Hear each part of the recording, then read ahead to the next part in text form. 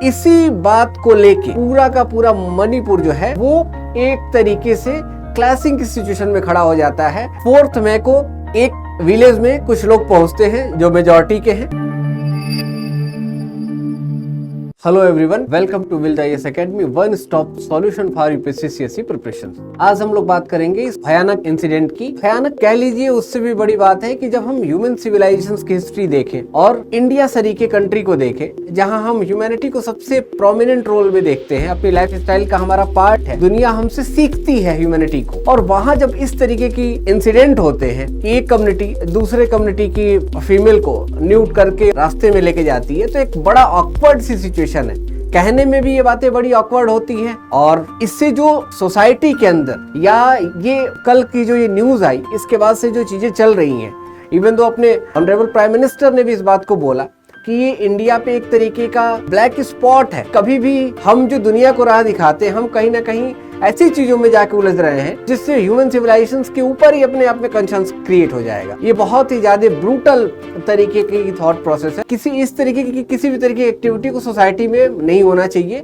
खैर, बात करेंगे कि इस तरीके की चीजें आई कैसे, क्यों होता है, गवर्नमेंट के इसके रोल क्या है, सिविल सोसाइटी के इसमें रोल क्या है, हमें कैसे चीजों को देखना है, यूपीएससी एस्पिरेंट के डायमेंशंस क्या हैं, और जो नॉर्मल सिविलियन है वो किस तरीके से इंसिडेंट को देखें। मणिपुर का जो इंसिडेंट है, मैंने इस पे जानबूझ के वीडियो नहीं बनाया था कि कुछ कंक्लूजन आए, कुछ बात आए तो फिर इस पे बनाएंगे, लेकिन ये तमाम ऐसी चीजें चलती गई और ये कुछ ज्यादा ही था, इस वजह से मुझे इसके ऊपर वीडियो लाना पड़ा। मणिपुर में बेसिकली मणिपुर के हाई कोर्ट का एक जजमेंट है। जजमेंट में एक व्यू था कि वहाँ की जो मेजॉरिटी है उसको भी हम एसटी के अंदर रिजर्वेशन दिया जा सकता है। केवल यही बात आती है, और इसी बात को लेके पूरा का पूरा मणिपुर जो है वो एक तरीके से क्लैशिंग की सिचुएशन में खड़ा हो जाता है। और इस घटना की शुरुआत होती है इस एरिया से, चूराचांदपुर का जो एरिया है, यहाँ से इस चीज की शुरुआत होती है और उसके बाद धीरे धीरे बढ़ते हुए पूरा का पूरा जो मणिपुर है इसकी चपेट में आ जाता है।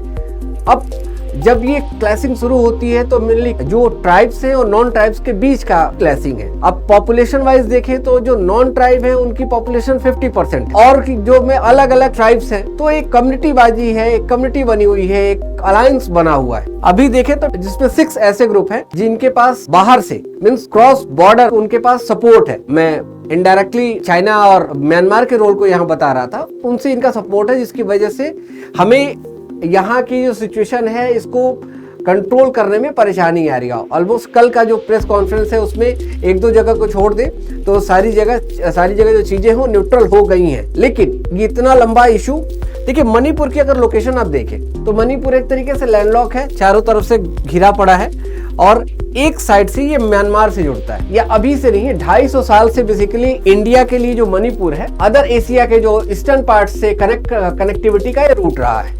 तो यहाँ तीनों तिब्बती ट्राइब्स भी आपको मिलेंगी, उनकी वही सेकंड लैंग्वेज भी यहाँ की है, और इस वजह से क्या है कि एक अच्छा रिलेशन है म्यांमार के साथ इंडिया का और यहाँ के लोगों का, और यहाँ से लोग बहुत आसानी से क्रॉस बॉर्डर जाते हैं, आते हैं। कई बार अभी जो म्यांमार में जो स्टेबिलिटी नहीं थी, जो कंसर्न्स थे, उसकी वजह से बहुत लोग माइग्रेट करके भी यहाँ आते हैं, और इनके कई रिलेटिव हैं, कई घर हैं जो यहाँ पढ़ते हैं। तो इस तरीके से वो बॉर्डर का एरिया इस तरीके से है कि वहाँ हमें पूरी तरीके से कंट्रोल करने में परेशानी होती है, और यही वो कंसर्न है जो आज की इंस्टेबिलिटी में जो सब मेजर फैक्टर जो है वो प्ले कर रहा है। लेकिन और जो स्टेट है वो इसमें कोऑपरेट नहीं कर रहे हैं, और भी जो ट्राइब्स हैं वो उसमें, बाहर की जो ट्राइब्स हैं वो उसमें कोऑपरेट नहीं कर रही हैं।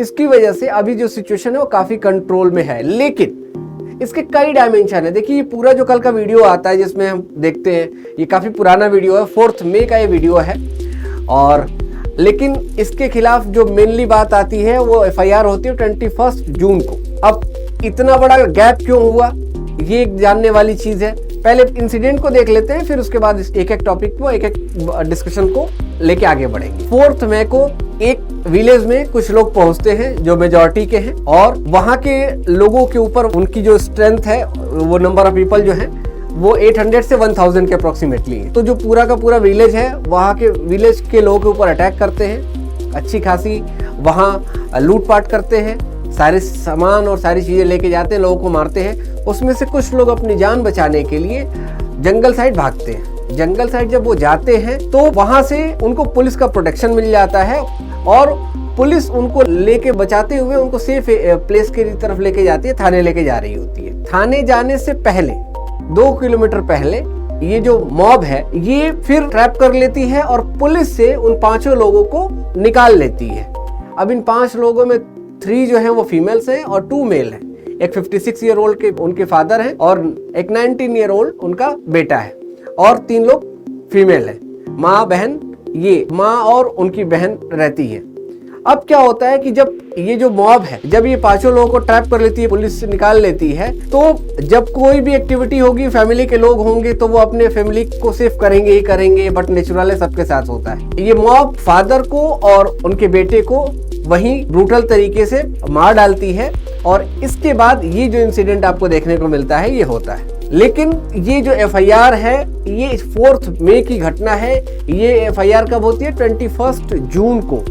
रीजन देखिए, पुलिस को पता है, पुलिस के सामने ये बात होती है, लेकिन पुलिस इस पे एफआईआर खुद से नहीं लॉन्च करती, कोई एक्शन नहीं लेती। रीजन बीइंग कि वहाँ क्लैशिंग बहुत ज्यादा है। दूसरा कि जब वहाँ कम्युनिटी का जो सपोर्ट है वो पुलिस कहीं ना कहीं, पुलिस का जो एक्शन है या पुलिस की जो एक्टिविटी है वो कहीं ना कहीं पूरी तरीके से फेयर नहीं दिख रही है। अदरवाइज पुलिस इस पे एक्शन ले सकती थी। पुलिस के पास बैक एंड सपोर्ट होता है, उसके बाद पैरामिलिट्री का भी ऑप्शन आता है, मिलिट्री भी ऑलरेडी डिप्लॉय की गई थी, तो ऐसे इंसिडेंट्स नहीं होने चाहिए थे, लेकिन ये फिर भी होते हैं और उसके बाद भी पुलिस इस पे एक्शन नहीं लेती है। फिर 21 जून को जब उस कम्युनिटी के लोग और उस विलेज के जो सरपंच हैं वो बहुत प्रेशर बनाते हैं, तब ये जाके 0 एफआईआर लॉन्च होती है।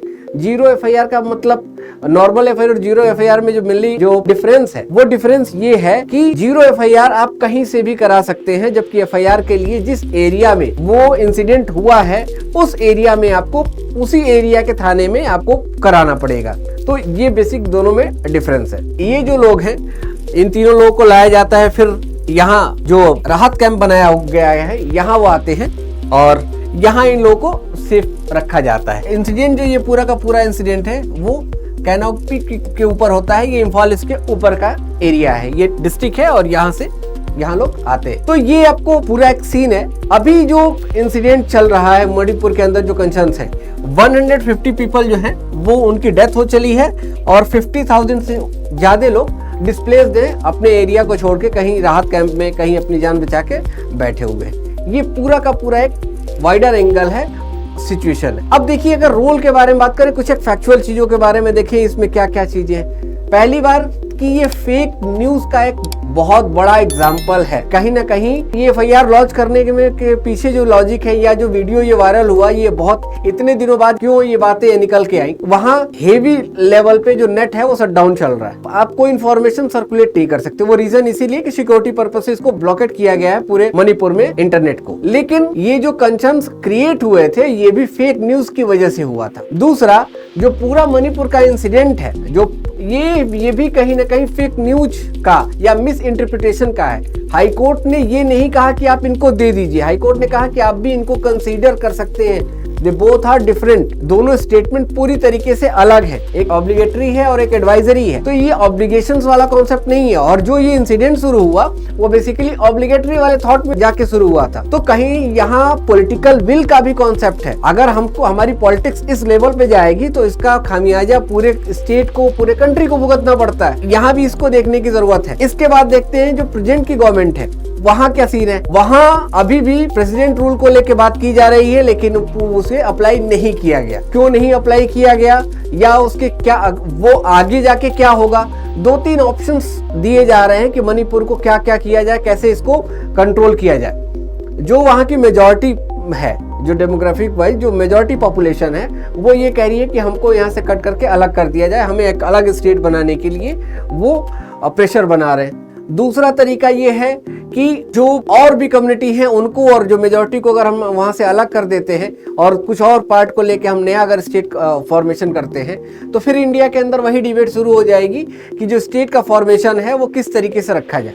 ऑलरेडी आपने देखा कि इंडिया में जब शुरुआत होती है, जब इंडिया आजाद होता है, तो स्टेट के फॉर्मेशन को लेके अलग अलग कमीशंस बनाए जाते हैं, एरिया वाइज, फिर लिंग्विस्टिक वाइज होता है, फिर एडमिनिस्ट्रेशन वाइज देखा जाता है कि कौन सा जहां एडमिनिस्ट्रेशन करने में आसानी हो मैक्सिमम लोगों को एडवांटेज भी ले। इस तरीके से फिर धीरे धीरे अलग अलग डायमेंशंस में स्टेट को डिवाइड किया गया। अगर अभी हमने मणिपुर की बात मान ली है, मणिपुर के क्लैसिंग के अकॉर्डिंग जो अगर वहां के लीडर्स की बात हमने सुन ली, तो फिर हमारे पास जो नॉर्थ ईस्ट की स्टेबिलिटी है वो कहीं ना कहीं उसके ऊपर क्वेश्चन मार्क खड़ा होना है, उसके ऊपर एक और इशू शुरू हो जाएगा।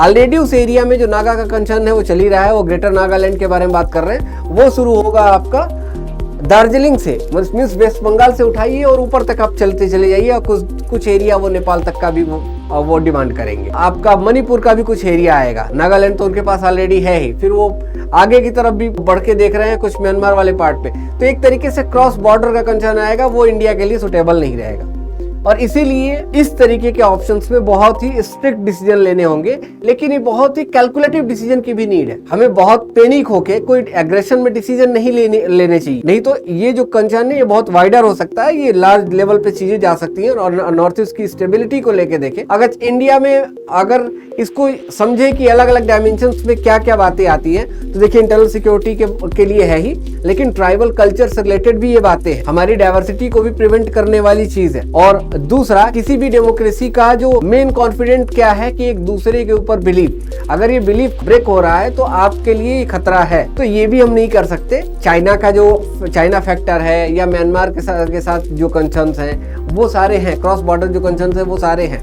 लेकिन इसके बाद भी हमें इसे बहुत प्रॉपर तरीके से धीरे धीरे इस तरीके की चीजों को सॉर्ट आउट करने की नीड है। Thank you so much, God bless you all.